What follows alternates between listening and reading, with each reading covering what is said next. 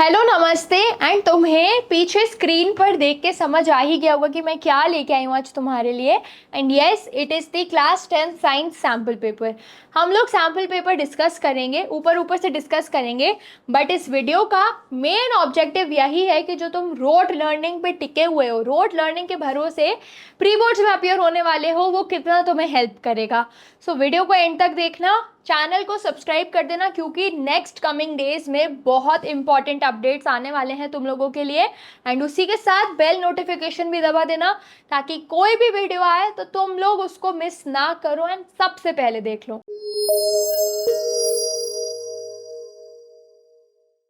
तो सबसे पहला क्वेश्चन ही तुम्हारा पिक्चर बेस्ड क्वेश्चन है।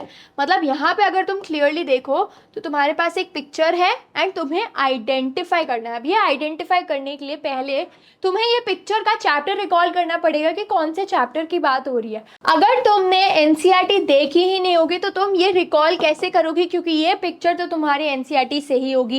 एंड यहाँ पे तुम्हें ये चीज़ देख के क्लियरली समझ आ रही होगी कि ये कोई डायरेक्ट क्वेश्चन नहीं है, क्योंकि ये सोडियम सल्फेट के बारे में बात कर रहे हैं। सोडियम सल्फेट के साथ ये चार ऑप्शंस में से कोई भी मिक्स हो सकता है, मे बी, हमें नहीं पता। So again question is tricky, rote learning will not help you. अगर तुम अभी भी पुराने 2015 2016 के पैटर्न से चल रहे हो कि वैसा पेपर आएगा, define photosynthesis, define this, define that, तो वो गया। तुम्हें एमसीक्यूज इंपॉर्टेंट है, तुम्हें शॉर्ट आंसर्स इंपॉर्टेंट है विथ रीजनिंग। तुम्हें पहले से ही बताया था मैंने कि लॉन्ग आंसर्स नहीं आने वाले। सो यार, अभी कोई टाइम गया नहीं है, तुम्हारे पास सफिशिएंट टाइम बचा है, क्योंकि तुमने आधी पढ़ाई कर ली होगी अभी तक।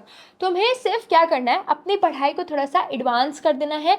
एंड एडवांस कैसे करोगे? एप्लीकेशन बेस्ड क्वेश्चंस लगा के। एंड तुम्हें अभी तक पता ही होगा कि एप्लीकेशन बेस्ड क्वेश्चंस अगर लगाने हैं so you have to visit oswal.io, जहाँ पे तुम्हें तुम्हारे लेवल से क्वेश्चंस मिलेंगे एंड एग्जैक्ट इसी टाइप के क्वेश्चंस मिलेंगे। एंड मेरे ओपिनियन में तो ये क्वेश्चंस तुम्हें कॉन्सेप्ट से भी ज़्यादा प्रैक्टिस से आएंगे, क्योंकि तुम प्रिपेयर्ड रहोगे ना, स्पीड से क्वेश्चन सॉल्व करोगे। तो तुम्हें प्रैक्टिस प्रैक्टिस प्रैक्टिस की ही नीड है। And oswal.io will definitely help you in this. उसकी लिंक तुम्हें मिल जाएगी डिस्क्रिप्शन बॉक्स में, डेफिनेटली चेकआउट करो। And coming back to our question paper, ये था अभी एक फर्स्ट क्वेश्चन। इसके बाद हम लोग देखें कि क्या क्वेश्चंस है, तो नीचे वाला देख लेते हो। हमें बोल रहे हैं mild non corrosive basic salt. तो अगेन ये ठीक है, डायरेक्ट क्वेश्चन है, बट डायरेक्ट क्वेश्चन का रेशियो अभी बहुत ज़्यादा डिक्रीज्ड है।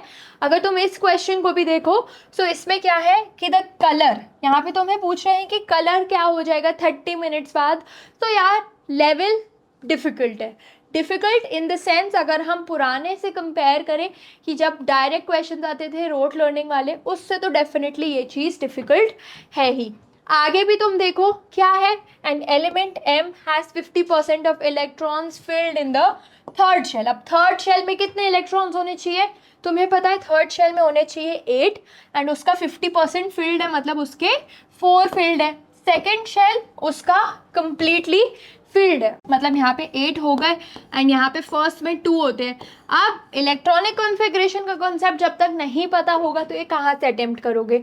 सो इसका आंसर है option number C 14। But again ये डायरेक्ट क्वेश्चन नहीं है। तुम्हें क्या चाहिए इसके लिए? प्रैक्टिस चाहिए, क्योंकि तुम्हारे पास ऐसा लेके चलो कि तुम्हें ये वाला जो MCQ का सेक्शन है ये बहुत कम टाइम फ्रेम में कंप्लीट करना होता है, ताकि तुम आगे पेपर को सही से अटेम्प्ट कर पाओ। तो अगर तुम्हारी लॉजिकल रीजनिंग इतनी करेक्ट और इतनी फास्ट नहीं होगी, तुम इसी सेक्शन में अटक जाओगे। तो अगर हम लोग एक और क्वेश्चन देखें तो यहाँ पे क्या है, an element with atomic number dash will form a basic oxide. So ये भी डायरेक्ट नहीं है। एंड आई होप तुम्हें अभी तक समझ आ गया होगा एग्जैक्टली मैं क्या बोलना चाह रही हूँ, कि डायरेक्ट क्वेश्चंस नहीं आने वाले हैं। आगे भी देख लो, एक और क्वेश्चन है, सारे ही क्वेश्चन है इनफैक्ट। अगर हम इनको देखें तो ये जितने क्वेश्चंस हैं ये सब बहुत ज़्यादा ही एप्लीकेशन बेस्ड हैं। So you need to definitely begin practicing papers. Concepts build धीरे धीरे हो जाएंगे, बट जो पेपर अटेम्प्ट करने की आदत है, ऐसे क्वेश्चंस को फेस करने की आदत है, वो डेफिनेटली बननी ही चाहिए अब। And you know where to go for that. Again link मिल जाएगी तुम्हें डिस्क्रिप्शन बॉक्स में। वीडियोस भी आती रहेंगी, तब तक के लिए stay tuned and happy learning.